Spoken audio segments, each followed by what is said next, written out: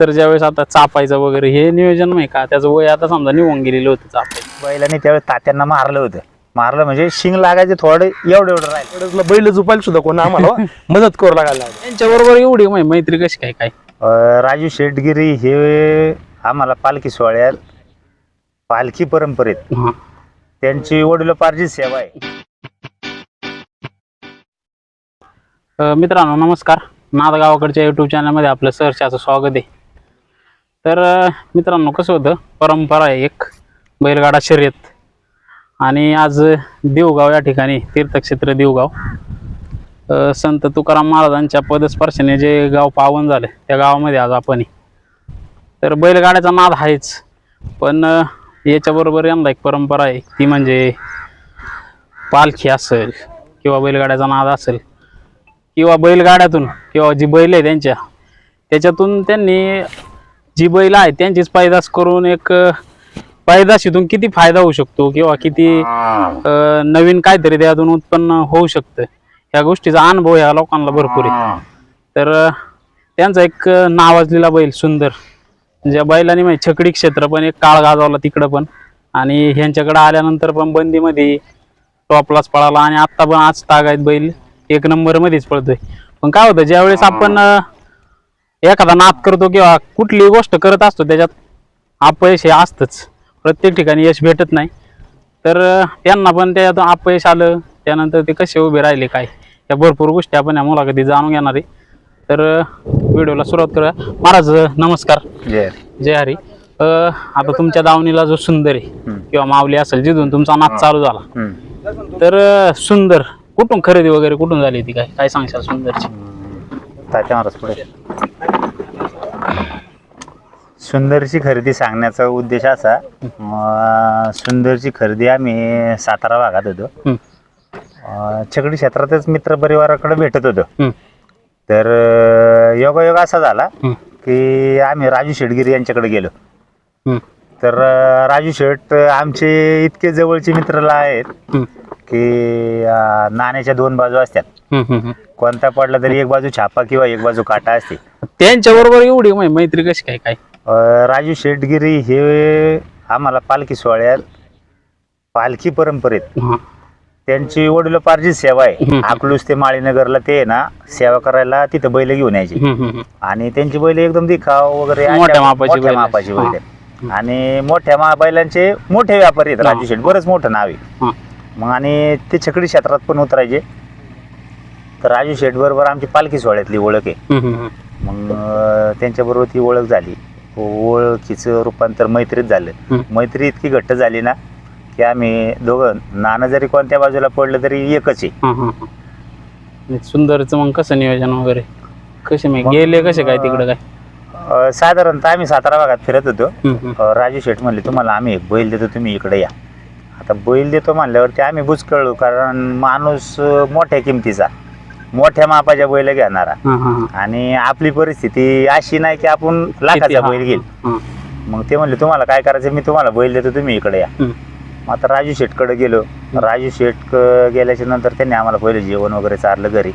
आम्ही त्यांच्या घरी जेवण केलं, आणि तिथूनच पुसेगावपासून एक कोणती वाडी, त्या वाडी दरुजला बैल होता पहा.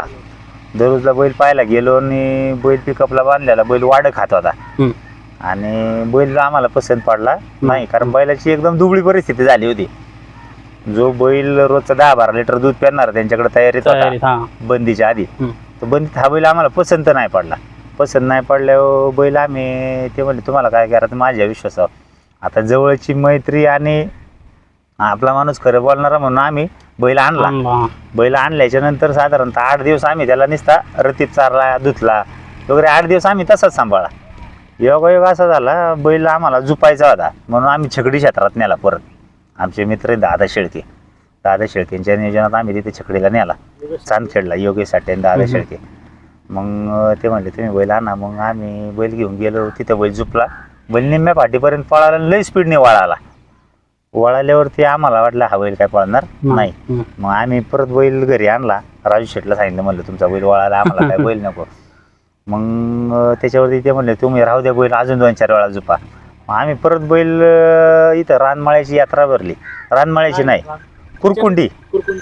कुरकुंडीत बैल नेला झुपायला. बैल ते म्हणले डाव्या हातावले स्पीड आहे, डाव्या हातावर झुपा. आम्ही सुरुवातीपासून डाव्या हातावर झुपायचो. मग डाव्या हातावर बैल झुपला. बारी आमच्याकडे पंढरी म्हणून एक टोका बरोबर होता शिस्तीचा एकदम, आम्ही त्याच्या संघ घातला, झुपला. बारी झाली 12-27. बैल पळाला पण आमचा बैल त्याला सरस राहिला. तेव्हा बी आम्ही राजू शेटला सांगितलं बैल आम्हाला नको. राजू शेट म्हणले तुम्ही तसं करू नका, तुम्ही बैल राहू द्या. योगा लगेच तिसऱ्या दिवशी याची यात्रा झाली, शालूची यात्रा झाली दुपारची. शालू जवळ असल्या कारण आम्ही लगेच बैल भरली गेलो.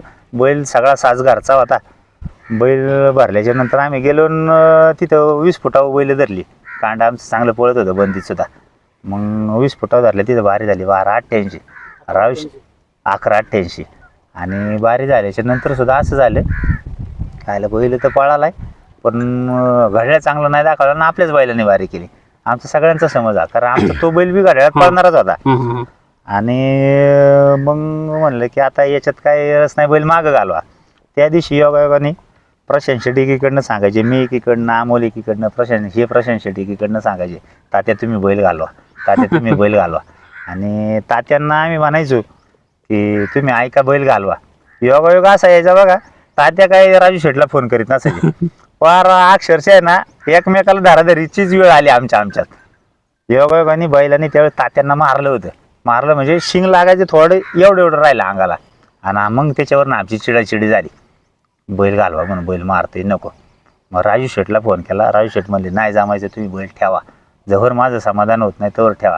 आता राजू शेटच्या पुढं बोलता येत नव्हतं. मग अशी परिस्थिती आल्यावर लगेच त्या दिवसातच रानमाळ्याची यात्रा भरली दुपारची. आणि त्या रानमाळ्याच्या यात्रेला आम्ही बैल घेऊन गेलो. रानमाळ्याला बैल झुपली आणि बैलाने बारी केली 11-58. त्या दिवशी राजू शेटने सांगितलं होतं की बैलाचा खांद वाजला, बैल उजवीला झुपा. राजू शेटने सांगितलं हे. मग आता आमचा बैल तो मावल्या उजव्या हातावर पहिल्यापासून पळाला. देहू गावकऱ्यांना जर मिली पॉईंटाचा गाडा शिकवला असेल तर या मावल्याने शिकवला. योगायोगाने मिली पॉईंटाचं गाड्या ह्या मावल्याच्याच काळात आले बंदीच्या आधी. मग त्या मावल्याची पळ शिस्तीची सरळ पळ, बरं कोणचा बैल कुठं टाका बैल हा बारी करायचाच. मग योगायोगाने आम्ही त्याला डाव्या हातावर घातला आणि मग आता दोन्ही उजव्या हातावर बैल आल्या. मग मावल्याला डाव्या हातावर घातली. परिस्थिती तशी की आता बैल तर दुसरा घ्यायचा नाही. आणि रानमाळ्याला सुंदरनी बारीक केली सगळी उड्या मारत वर गेली. पण मला प्रशांत शेटला चेन नव्हती पडली. आम्ही दोघ जण घाटाला मागं गेलो, हातातलं घड्याळ होतं तिथे विचारलं की किती बारी झाली, तर तेव्हा आपण सांगितलं 11-58. योगायोगाने 4 पॉईंट बैलाने तिथे इतके तोडल्यानं जीव खाऊन आणि बैल पळाला. आणि बैल पळाल्याच्या नंतर वर गेला बैलाची परिस्थिती फार दुबळीच होती. मग आता काय असा 2 महिन्यात बैल एवढा तयार होत नाही कोणाला बी माहिती. तर तिथं बैल लईच पळाला प्रमाणाबाहेर. मग आम्हाला सगळ्यांना बैल आवडला आणि म्हणलं वा आता काय बैल घालवायचा नाही, यांनी फार आपल्याला मारू द्या. आणि योगायोगाने दावडीची यात्रा भरली 1 महिन्याभराने. 1 जानेवारीची यात्रा बघा, संतोष शेट नियोजन करायचे बंदीत. हा 2016चे दिवस असतील बघा, 16 किंवा 17चे. त्या दिवसात आमचे मित्र आहे रोहित काळके, आमच्याकडे असायचे पक्का छाती किंग कोण असे कोणी नव्हतं. कोणी जो मित्र येईल तो धरायचा, किंवा रोहित शेट असेल त्यांचा बंधू असेल बारीक, रोहन काळके, अमोल शेट असेल, कोणी जिथे ज्याला जागा जी मिळेल त्याने ती बैल धरायची. सगळ्या संच एका जागीच. मग त्याने बैल धरला आणि बैल नाही पहिला तात्यांनी धरला. तात्यांनी धरल्यावर बैलाने तात्यांनी छाती लावली, बैल ताण देत होता, बैल पहिला पळाला होता. आणि छाती लावल्याच्या नंतर बैलाने जे उसळ घेतली का नाही डायरेक्ट स्टेजपर्यंत तात्याला नेलं. बैल सोडला नाही आम्ही. मग रोहित शेटने धरला, छकडीचा बैल आहे म्हणून एकदम खुला धरला. आणि तिकडं बैल जुपणी खाली आला, जुपणी झाली हो करायच्या नादात बैलाने इतकी स्पीड निवडी घेतली ना, रोहित शेट एक 4-5 फूट लांब मागं जाऊन पडले होते. मग एवढा स्पीड आणि गाड्या माग आम्ही 10-15 जणच पहिल्यापासून अशी जो नवीन पोरांचा संच ना तेवढेच. आणि त्यात एक विषय आमच्याकडे असा झाला की तुकोबराची पावनभूमी, त्या तुकोबराच्या भूमीत आम्ही त्यांच्या वंशज जन्माला आम्ही वाईट संस्कारातला कोणाला जवळ बी नाही केला आणि त्याच्या कोणाला बरी बी नाही जाऊन दिलं. मग ही सगळी मंडळी तिथे जी 5-25 जण होती ना, त्या दिवशी ज्या मनापासून उड्या मारल्या त्या असता काय सगळी मनापासून उड्या. तर ज्यावेळेस आता चापायचं वगैरे हे नियोजन नाही का, त्याचं वय आता समजा निघून गेलेलं होतं चापायचं, पण चापायचं का हे काय मला डोक्यात विचार आला. चापायचा विषय म्हणजे राजू शेटने आम्हाला सांगितलं होतं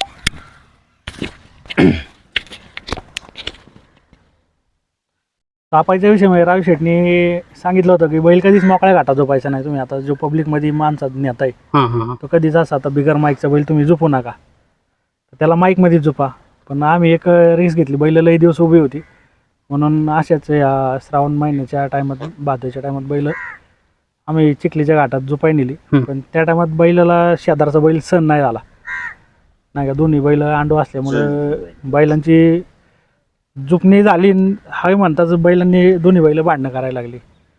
मग त्याच्यानंतर मग धरणारे बी सगळे घाबरायला लागले. हां. तर मग ते म्हणले जाऊ दे आता असा काय होईन आणि तसा नाद होईल, चापला तर आपला, पळाला तर आपला, नाही पळाला तरी आपलाच. हा निर्णय घेतला आणि मग बैल 11 वर्षाचा बैल आम्ही चापला. असं नाही की बैल कावळ्यापणातच चापाव किंवा काय नाही. हा तेच नाही काय होतं आता हा. तरुण पिढी किंवा नवीन येणार भरपूर लोकांचा गैरसमज बाबा हा. दुसऱ्यात चावशात चापला तर बैल चांगला असतो. चांगला असतो तसं काय नसतं. पण ज्याला पळायचं आहे तो पळतो, शेवटपर्यंत पळतोच म्हणायचं. पळतो. नाही काय होतं राग कमी होतो. काय भरपूर जणांचा अनुभव असा आहे का बाबा चापल्यानंतर बैल पळालीच नाही. हा. तर नाही, आम्ही एक 6 महिने त्याची रखड घेतली. पण त्या टायमात आम्हाला बैलाला बैल कोणी देत नव्हतं चापल्यानंतर. लोक बियायची आणि आमचा बी घरचा मावल्या होता, पण मावल्याला बी त्यांनी एकदा मारायचा प्रयत्न केला म्हणून त्या टायमामुळे मावल्याला बी त्या संघ झोपला नाही. त्यांनी ते डोक्यातच घेतलं होतं की शेजारच्या बैलाला मारायचं नाही का, त्याच्यामुळे निर्णय घेतला की बैल चापायचा म्हणून. आता तुम्ही बोलताय चापला बैल देत नव्हतं, हा मेन अडचणीचा काळ आहे. त्याने मस्त नाव केले सगळं काय झाले. आता नवीन वासरा येणारे असते त्यांना बैल नाही दिला तर गोष्टी वेगळी. पण जो बैल म्हणजे गाड्याळात पळत होता किंवा चांगलं गाड्याला दाखवित होता त्याला सुद्धा अडचणीचा काळ तुम्हाला म्हणजे बघायला लागला. कारण बैल म्हणजे शेजारच्या बैलाला मारत असल्यामुळे ना त्याला कोणी बैल द्यायना झोपायला. अनुभव काय काय आले ह्या जे 6 महिने किंवा 7 महिने तुमचे गेले, अनुभव कसे आले? आता तुमचे संबंध आहे एवढे तरी पण तुम्ही म्हणताय लोक बैल द्यायला, आता समजा ठीक आहे तो मारित होता पण काय होतं कुठंतरी संबंध असतात ना बाबा द्यायलाच पाहिजे, जाऊ दे काय होईन ते होईन. अनुभव वगैरे कसे आले काय सांगशाल? ज्यावेळेस सुंदरनी आमच्या बैलाला किंवा आमचे मित्र आहेत मयूर शेठ आणि बोत्रे त्या बैलाला म्हणजे त्यांची जून झाली त्याच्यानंतर आम्हाला बैल कोणी दिला नाही असं म्हणण्यापेक्षा आमची सुद्धा जी ब्रीटली नाही की लोकांच्या आपल्या बैलाला मारले म्हणून आपण आपला बैल नाही झोपत आणि लोकांचा बैल आपण कसा मागायचा, त्याच्यामुळे आमची पण कोणाला बैल मागायची डेअरिंग नव्हती होत.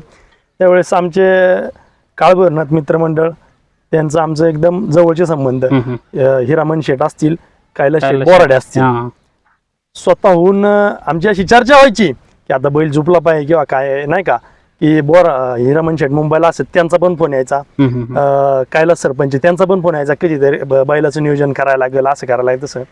त्यावेळेस स्वतःहून की ते मंडळी आम्हाला म्हणले आमचा पिंट्या तुम्हाला कधी लागेल त्या दिवशी झुपा, आमच्या बैलाला मारले तर मारू द्या, आमचा काय तुमचा काय, बैल फक्त आपल्याला झुपायची. त्यावेळेस त्यांनी आम्हाला करंजऱ्याच्या घाटामध्ये बैल आम्ही ती एकत्र घातली, पण योग नव्हता त्या बैलांचा, फक्त माणसांची मन जुळली होती पण बैलांची मन काय जुळली नव्हती. त्यावेळेस फक्त काय आलं, पिंट्या एकदम बारदार शरीर आणि सुंदर त्याच्या पुढे बारीक, तो जसा तळातून निघाला तो सुंदरला सहन नाही झाला. सुंदर पब्लिक बघतच वरती गेला. म्हणजे त्या दिवशी पण बैल मिळून सुद्धा त्या दिवशी अडचण आली, म्हणजे बैल मिळत नव्हता तेव्हा अडचण होती आणि बैल मिळून सुद्धा त्या दिवशी परत अडचण आली.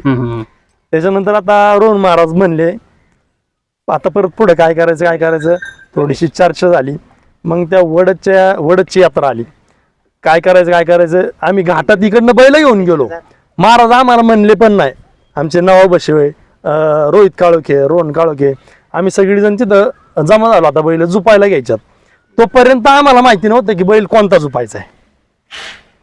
त्यावेळेस तिथं आम्ही कांड दुसरं झुपलं आणि हे आमचं जुनं जे कांड सुंदर माऊली पुढं माऊल्यान गोट्या जो पळायचा, भुत्या पळायचा, भुत्या आणि गोट्या, तर तो भुत्या बैल ना कांड्यावर सुद्धा बैल उभा नाही राहत. पण महाराज तिथे गेला त्या दिवशी म्हणलं हा बैल आपल्याला आज या बैला संघ जुखाटात झुपायचा. तो बैल एकदम शिस्तीचा बैल, त्याला गाड्याला येत नाही किंवा काटा बैल पळायचा.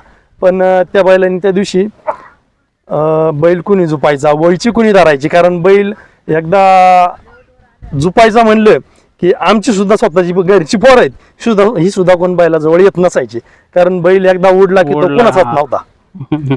त्याच्यामुळे बैल जुकाटात घालायचं म्हणल्यावर ती सगळी पब्लिक आणि ज्यावेळेस 4 बैल पडत होती सगळ्या लोकांना माहिती की आमचा पुढचा बैल लय उडतोय, तो आज मागे घालणार आहे. त्याच्यामुळे आमच्या गावातले साधू मामा, आमचे आजोबा आहेत, चुलत आजोबा आहेत, ते आमचे रोहित, रोहन, नवनाथ बशी म्हणून मित्र आहे, सतीश गाडे आहेत, संतोष गाडे आहे, सगळा आमचा मित्र प्रशांत असेल, तात्या असतील आमचे प्रशांत नाना असतील, नानांचा पण विरोध होता की बैल आपल्याला या बैला बरोबर मागं नाही नाही घालायचं. घालायचं. त्या दिवशी महाराजांनी Daring आमच्या सगळ्यांच्या काळजावर दगडच ठेवायला लावला आणि बैल त्या दिवशी झुपला. त्या दिवशी बैल घाटाने तो दुसरा बैल कमीच राहिला, हा बैल घाटाने सरळ वर झाला, त्यात आमचं समाधान झालं. त्याच्यानंतर बैलाला खूप जणांनी बैल माहितली, पण आम्ही असं म्हणलो नाही की आम्हाला त्यावेळेस त्यांनी बैल नाही दिला आणि त्यांना आता बैल नाही द्यायचा. महाराज कसं होतं आता बैल तुम्ही आपलं 11 वर्ष वय होतं बैलाचं जवळजवळ पैदास वाटलं का बाबा सुंदर पासून पैदास केली पाहिजे काय? सुंदर पासूनच केली पाहिजे असं काही नाही. म्हणजे आता आमच्या दावणीला जे अंडू बैल आहेत आम्ही प्रत्येक बैलाची पैदास काढली. कारण ह्या पैदाशी बाबतीत जर बोलायचं झालं तर आपण पहिले वासर खास घेण्यासाठी जायचो की जत चांगली म्हणजे जत खरसुंडी खरसुंडी, हा. एक दोन दगडाच्या रानात जायचो. का जायचो ते तिकडे सिमेंट खिलार गायला राहत नव्हतं. मग आता तिकडे काय करायची, निवळ जातीचं बैल म्हणलं किंवा चपळ बैल म्हणलं तर आपल्याला त्याच भागात मिळायचा. आपण त्या भागातून येऊन आपल्या भागात निसते ते सिमेंट भरून जर त्यांच्या पैदाशी गेल्या तर आता सिमेंटचा बैल बऱ्यापैकी तुम्ही पाहिला असेल तर टिकले नाहीत बैलगाडा क्षेत्रात. आणि पहिल्यापासून आम्हाला प्रशांत शेठचं सांगणं असायचं की काही झालं तरी गाडा आपला आदबीने राहायला पाहिजे. बरोबर आहे. जी जास्त पैसे लावून आपण इज्जत कमावणार ती 2 दिवसात जाणार. पण जी आपल्याकडं मराठी बोली भाषेत म्हणे टाकीचे गाव स्वस्ताशिवाय देव पण मिळत नाही. मग ही तशी कंडिशन आहे. आपण ते जर स्वसलं नाही तर आपल्याला त्याची किंमत नाही राहणार. म्हणून आम्ही प्रत्येक बैलाची ना पैदास करत गेलो आणि पैदाशीतून आम्हाला हा बारखा एक सुंदर गावला, तो बारखा नेटवर्क एक गावला. आता आमच्या घरी लहान लहान 3-4 वासरं सुद्धा तयार आहेत. सुंदरची पैदास त्याचं नाव सुंदरच ठेवली. सुंदरची नावाची पैदास त्याचा बी मोठा विषय. आमची तात्यांची बहीण आहे बारकी बाई म्हणून, योगाने बैल जन्माला आला आणि आता प्रत्येकाला वाटतं ना स्टेटसला ठेवा. आम्ही ते फोटो सगळ्यांनी स्टेटसला ठेवला की वासरू झालं बरं का रे. तर बाई म्हणली याचं बी नाव सुंदर ठेवा. मग आपल्या ताईला का नाही आदर द्यायचा, आज रक्षाबंधन आहे मग ताईच्या आदरा खाते त्याचं नाव सुंदरच ठेवले. त्याची सुरुवात वगैरे कोणत्या घाटापासून होती काय? त्याची सुरुवात पहिली बांबोलीत झाली.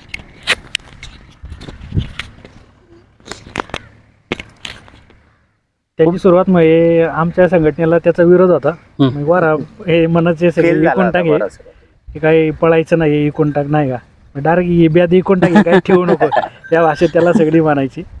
तेव्हा कातवी सांगायचे जोडीदार आमचे सचिन कांजे, सुनील दंडेल म्हणून, त्यांनी तिकडनं 3 गोर आणलं होतं.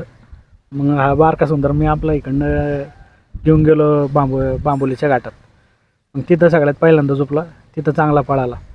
मग तिथं इतका पळाला की मग त्यांच्या गोऱ्याला जागेपासून सरस राहिला. आणि त्याच्यानंतर मग सचिन शेटपटवाळांचा एक गोरा हिरा म्हणून आहे, तर त्यांचा गोरा पळत होता चांगला 20 फुटावरून पळत होता. ते म्हणले की आपला गोरा सुंदर संघ जरा बारका. मग तिथून पुढं जाधववाडीच्या घाटात त्या गोऱ्याचं कांडण या बारक्या सुंदरचं कांड धरलं होतं. मग तिथून पुढं 1.5 वर्ष तीच आवड तुटलीच नाही. तेच कांड राहिलं. आता वय वगैरे किती आहे? आता दाताला 3 वर्षाचा झाला, 3-3.5 वर्षाचा बैल झाला. थोडक्यात याला चापायच्या आधी बरेच वर्षभर पैदास होती का म्हणायचं? हा नाही का? याची आई वगैरे कोणती काय?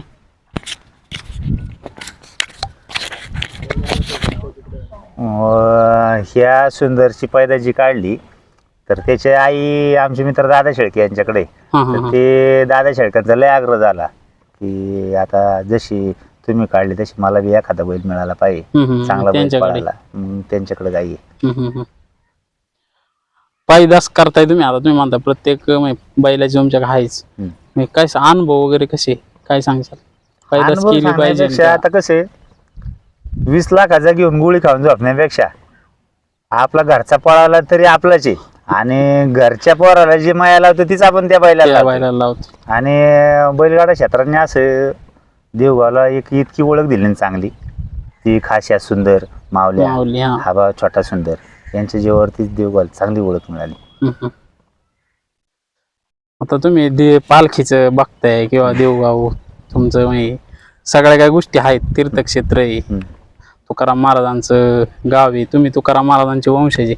पण असं मग आता काय होतं पालखीला मोठ्या मापाची बैल असतात, तर त्या क्षेत्रात घुसावं वाटलं नाही का कधी? मोठ्या क्षेत्रात आता खिलार क्षेत्रात जर मोठ्या बैलाला वाव देणार जर कोणतं संस्थान असेल तर ते एकमेव देऊगाव संस्थान आहे. तुम्ही आळंदीला पहा, ठराविक लोकांना माने, नाथबाबाकडे ठराविक लोकांना माने, मुक्ताई संस्थानला तर ठराविक लोकांनाच माने. पण देऊ संस्थानच असे की माऊलीची एक ओवी यारे यारे लवारनं थोर या ती बोलते नारणार, मी हे देऊगाव संस्थांनी आत्मसात केले. आणि इथं ज्याला खिल्लार क्षेत्रात मोठ्या बैलाची आवड आहे, ज्याची एक नंबर देखणी बैल आहेत, मग हे विश्वस्त मंडळ आमचं त्यांच्याकडे जातं, त्यांचे अर्ज मागवतं. अर्ज मागवल्याच्या नंतर एक दिवस त्यांच्याकडे जातं, त्यांच्या गाठी बिठी घेतं. बरोबर वर्षभर वारी केलेला माणूस असतो तो, वारीत तो किती सहभागी झाला आहे, त्या बारीक बारीक गोष्टी असतात, त्या सगळ्या गोष्टी तो पाहतोय. संस्थांचे विश्वस्त पाहतात बाबा हा वर्षभर आपल्या संग 2 वर्ष झाले व्यवस्थित वागतोय, हा कुठं वारकऱ्यांना तुच्छ लेखत नाही किंवा काय नाही, अशा या बारीक बारीक सगळ्या गोष्टी पाहतात. बैलाची माप पाहतं, बैल उंच आहे, बैलाला रथ ओढण्याची कॅपॅसिटी आहे का, तर योगायोगाने जर रथात मध्ये कुठं काय अडचण आलीच बैलाला तर हा माणूस तो बैल बदलेल का, या सगळ्या गोष्टी पाहता आणि बैलांची निवड करतं. आणि त्या क्षेत्रात आम्ही न जायचं कारण न जायचं असं काही नाही. त्या क्षेत्रात जर आम्ही गेलो तर आमची इतकी ओळख आहे ना, भरपूर मोठं नाव आहे. न मागता लोक आम्हाला लावलेला बैल आणून देतात, पण त्यांचं नाव कधी होणार. बरोबर आहे. आपण जर प्रत्येकाला या गोष्टी थोडक्यात, करत बसलो तर त्यांना बी काही नाव चान्स राहिलं भेटला पाहिजे, पाहिजे chance म्हणून भेटला पाहिजे. तुम्ही मागे म्हणायचं नाही का? आणि न जायचं कारण किंवा नाही गेलो असं बी काय नाही. 2018 साली 18लाच दादांची बैल लागली ना, 2018 साली दादा शेळकेंनी आम्हाला फोर्स केला की आपल्याला यंदा काय होऊ, बैलासोबत वारी करायची. आता दादांची बैल लागणार आणि आपण थोडक्यात काय मग आपण म्हणतो ईर्षिरी, ईर्ष्या. आपण घरी का बसायचं. अमोल शेठचा घरच्या गाईचा बैल आहे, लाल बैल आहे राजा म्हणून, आणि त्या बैलाला जोड मिळाला आम्हाला सेम तसाच. बैलाला जोड मिळाल्या मग म्हणलं आपण नगार गाडीला अर्ज द्यायचा. त्यांची मोठी बैल आहेत, मोठ्या मापाची आहेत ना, आपण नगार गाडीसोबत वारीला जायचं. मग आता त्या नगार गाडीसोबत आम्ही त्या बैला लाल बैल देऊ संस्थांमध्ये पहिल्यांदाच लागली म्हणायची. पालखीला हा, त्याच्या मागं नाही लागली किंवा याच्या पुढे बी लागतील म्हणून शाश्वती नाही, मोठ्या मापाची बैल होती. मग नगार गाडीला बैल घेऊन गेलो आम्ही नगारखान्याला. आणि त्या वर्षापासून म्हणजे पहिली बी देवगाव बैलगाडा संघटना होती, तिथून पुढे जे ना आता घट्ट झालं का नाही एकमेकासोबत, तर ही वारीच्या काळात प्रत्येक जण आता हा कुठं कामाला आहे, कुठं काहीतरी व्यवसायात आहे, कुठं जा तरी मग काहीतरी उद्योगधंदा करू नये, हे प्रत्येक जण त्या दिवसातले ते 15 दिवस मागं टाकतं आणि वारीला येतच. देवगाव बैलगाडा संघटनेची गेली 2018 पासून एक पिकअप वारीत असतीच. आणि ते वारी करतातच बैलापाशी, नगार गाडीपाशी, नाही कुठं संधी मिळाली तर पालखीला खांदा लावायपाशी, ही देवगाव बैलगाडा संघटना वारीला असतीच. महाराज आता काय होतं, एवढे मस्त पब्लिक आहे तुमच्या माग, पण देवगाव गावाच्याच नावाने बैलगाडा संघटनेला नाव द्यावं हे का वाटलं? कारण आतापर्यंत कोण पुढंच नाही किंवा कोणत्याच बैलगाडा मालकाला असं वाटलं नाही बाबा आपल्या गावाच्या नावाने बैल पळाली पाहिजे. आता देवगाव बैलगाडा संघटना आणि देवगावलाच नाव का द्यायचं, तर याच्या मागचा विषय असा, गाव एक राहिलं पाहिजे. आणि गावाला मी आता म्हणून गेलो की बैलगाडा संघटनेला बरंच मोठं हे, आता अमोल शेटने सांगितलं की आम्ही 2012-13 पासून चालू आहे. खरे नाही, आम्ही 2012-13 पासून चालू आहे, पण त्याच्या आधी काळुखे पाटलांचा गाडा गावातून म्हणजे एकदम जुन्या काळात, जे की लिंबगावला सीताफळीपासून गाडा सुटायचा काळुखे पाटलाचा, तो देवगावच्याच काळुखे पाटलाचा, तो सीताफळीपासून गाडा सुटला, देवाच्या दारात गेला की गाडा थांबायचा आणि तिथून पुढे लिंबगावचा घाट मोडायचा. देवगावचा गाडा पळायला लिंबगावचा सुद्धा घाट त्यावेळेस मोडत नव्हता. हा, मग ही जुनी परंपरा आहे. मग आता हे देवगावचं नाव कुठं ना कुठं तरी टिकून राहावं म्हणून याच्यासाठी झटणारी ही देवगाव आहे आमचं, देवगाव बैलगाडा संघटना आहे. त्याच्यातूनच हे नाव रंगारूपाला आलं म्हणायचं. आणि देवगावला नुसती तुकोबरायचीच ओळख आहे असं नाही, देवगावचं नाक म्हणजे बी काळुखे पाटील आम्ही असं बऱ्याच जागी म्हणतो. मी थोडक्यात काळुखे पाटील तुम्हाला सारथी म्हणायचं, सारथी नाही का? मित्रांनो बघा, चांगलं म्हणजे मार्गदर्शन केलंय महाराजांनी, त्यांचे सहकारी वगैरे आहे. बैलांची पैदास तुम्ही 100% करा. आता ह्याच्यात जोडीला तुम्हाला एक प्रश्न मी असा विचारतो वेगळा, का आपल्या इकडे एक लोकांचा गैरसमज नाही का, किंवा बैलाची पैदास केली तर बैल बिथरतो किंवा पळायला कमी येतो किंवा येड्यावानी, तुम्हाला काय अनुभव आले? नाही, आता अनुभव आले असं, हा आमचा माऊली म्हणजे जी काही देवगाव बैलगाडा संघटनेचा जीव आहे तो हा माऊली. आता बंदीच्या काळात हा बैल इतका पळाला ना, पळाला कुठंतरी एखाद्या ठिकाणी बारी पडली ना तर आमची मंडळी म्हणायची मावल्या नाही पळाला. मग असं व्हायचंय. पण त्यावेळी सगळी अशी तोंड पाडत नव्हती. पण ज्या दिवशी मावल्याला पळेल ना त्या दिवशी त्यांना माहित होती की आता हा गाड्या वाहणार आहे. मी जरी सुंदर कुठं कमी राहिले तरी मावल्या. पण त्यावेळेस या बंदीच्या काळात जेव्हा मावल्याची आम्ही पैदास नुकतीच काढलेली होती, त्याच्याकडनं आम्हाला एक कालवड मिळाली घरची गाय. ते आमच्या तात्यांच्या बहिणीजवळ दिली आम्ही, मोठ्या बहिणीकडे. तर ती नुकतीच काढली होती. म्हणजे आपण जे म्हणतो की बैल बितारतो किंवा काय, काही एक होत नाही. बैलाची पैदाशी 100% काढावीच. आपल्या रक्त जर आपल्या पुढच्या पिढीने नाही चालवलं तर त्यात मजा काय. बरोबर आहे ना. त्याचं संगोपन करणं आपलं काम आहे. आता समजा तुम्ही जर सुंदर आणायला गेले तुम्हाला सुंदर भेटणार नाही. नाही भेटणार. विषय दुसरा सुंदर तसा होईल असं हा. नाही. पण आपल्याकडे सुंदरची पैदास निघाली तर 90% तरी आपण प्रयत्न माहिती त्याला आपल्याला यश येणारच आहे ना. तर चांगल्या पद्धतीने मार्गदर्शन केलंय मित्रांनो. व्हिडिओ कसा वाटलाय नक्की कमेंट करून सांगा. चॅनलला नवीन असाल तर सबस्क्राईब करा आणि असेच नवनवीन मुलाखती आपण घेत राहणार आहे. काय होतं, पैदास ही भरपूर मोठी गोष्ट आहे. कारण आत्ता जरी आपण सांगली, जत, सांगोला किंवा खरसुंडी बाजारात गेलो तर तिकडे जरी वासरं घ्यायची म्हणलं तरी पैसे लागतात, गाडी भाडं लागते, बाकीच्या गोष्टी. त्यानंतर आल्यानंतर नाही पळाला काय झालं तर त्यातून पण नुकसान आहे. त्यापेक्षा आपल्याकडे एखादा घरचा चांगला बैल पाळणारा असेल तर पैदास करा, 2-4 गायी पाळा, त्यातून पण आपल्याला फायदा आहे. सगळ्या गोष्टी एकदम मोठी दावण यांची आणि चांगल्या प्रकारे बैलगाड्यात नाव त्यांचं जपतात. तर त्यांना शुभेच्छा आहे मित्रांनो आणि धन्यवाद. जय हरी.